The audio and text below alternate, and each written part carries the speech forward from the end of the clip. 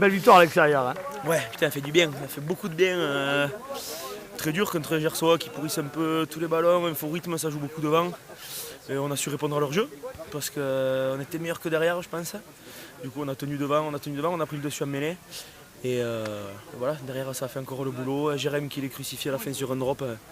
Et voilà, ça fait du bien, on forge un groupe à l'extérieur, comme il a dit Marco. Voilà, et Marco a dit que c'était une belle victoire et que c'était la victoire du courage aussi. C'est ça, et victoire du courage et victoire d'un groupe. Et on finit la phase aller premier. Et pourvu que ça dure. Voilà, et un rendez-vous à Castanet, ça va pas traîner, les matchs retour démarrent dès dimanche. Là, dès dimanche, premier match à Castanet. Et après, on a un repos, donc on a enchaîné un bloc de 3 matchs. Et du coup, on va bien récupérer cette semaine, jouer contre Castanet pour rester devant. Et après, on aura le temps de se reposer. Christophe, tu as l'air comme d'ailleurs ton collègue Marc Carrère, très satisfait de la prestation des Bannirais aujourd'hui. Ouais, satisfait surtout dans l'état d'esprit, comme tu l'as vu, ils ont répondu présent parce que c'est pas facile de s'imposer en terre gersoise et surtout à Lombès. Voilà, donc on a répondu présent dans toutes les valeurs du rugby. Après, il y a eu encore du déchet dans notre gestion du jeu, mais ça c'est normal, ils sont jeunes, il faut qu'ils apprennent.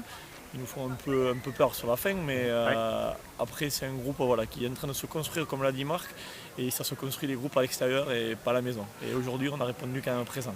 Bon, on termine la phase aller à la première place, quoi qu'il arrive.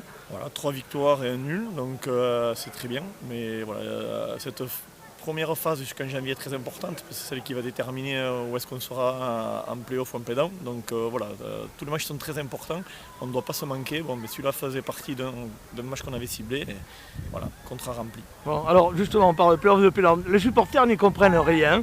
Explique-nous un petit peu comment ça se déroule ce championnat. Jusqu'au 14 janvier, donc on est dans cette poule de 5. Les 2 premiers, peut-être le 3e, partiront en play-off et les 2 autres partiront en play-down. Et on repartira sur une poule de 6, donc avec 10 matchs de plus, où là, les premiers se qualifieront pour les phases finales du championnat de France Espoir. Voilà, c'est aussi simple que ça. Voilà. Donc nous, l'objectif, c'est d'aller en play-off pour que nos équipes Espoir jouent au plus haut niveau Espoir pour la suite.